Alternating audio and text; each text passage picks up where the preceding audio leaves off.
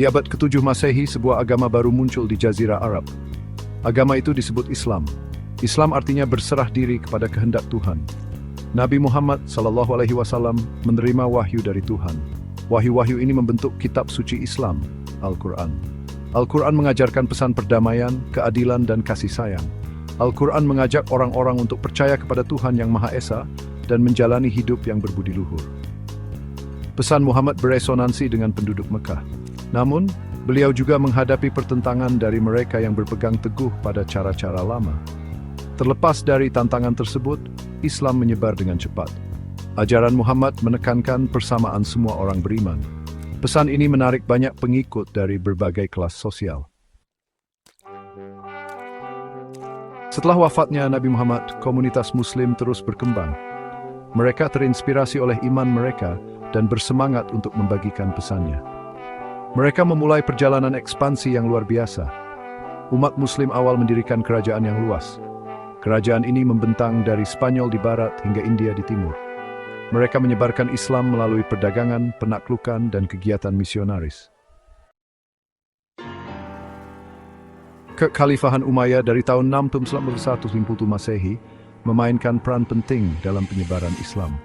Dinasti Umayyah mendirikan ibu kota mereka di Damaskus. Dari sana mereka melancarkan operasi militer ke Afrika Utara dan Eropa. Bani Umayyah menaklukkan Spanyol pada tahun 714 Masehi. Setelah Umayyah, muncul kekhalifahan Abbasiyah dari tahun 750 hingga 754 Masehi. Abbasiyah memindahkan ibu kota kerajaan Islam ke Baghdad. Ini terjadi Islam. Pertempuran Tours pada tahun 732 Masehi adalah peristiwa penting dalam sejarah Islam di Eropa. Tentara Muslim yang dipimpin oleh Abd al-Rahman al-Ghafiqi menghadapi tentara Frank yang dipimpin oleh Charles Martel. Pertempuran itu sengit dan hasilnya tidak pasti untuk beberapa waktu. Akhirnya, pasukan Frank keluar sebagai pemenang.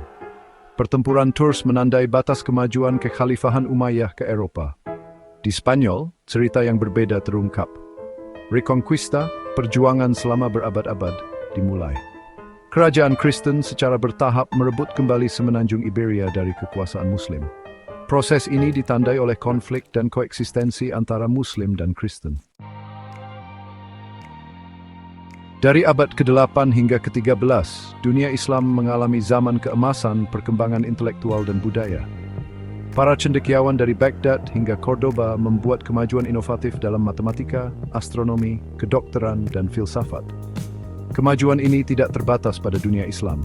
Melalui perdagangan dan pertukaran budaya, pengetahuan Islam mengalir ke Eropa. Kehadiran Islam di Eropa telah meninggalkan warisan yang abadi. Seni dan arsitektur Islam telah memengaruhi gaya Eropa. Kata-kata dari bahasa Arab seperti aljabar dan kopi telah menjadi bagian dari bahasa Eropa. Pertukaran gagasan antara dunia Islam dan Eropa selama abad pertengahan membantu membuka jalan bagi Renaissance. Penting bahwa sejarah Eropa bukan hanya kisah konflik. Ada masa-masa koeksistensi damai dan pertukaran budaya.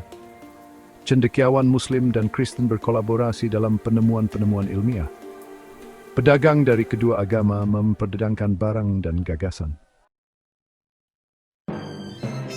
Saat ini, Islam adalah salah satu agama yang paling cepat berkembang di Eropa. Jutaan Muslim menyebut Eropa sebagai rumah, berkontribusi pada keragaman sosialnya.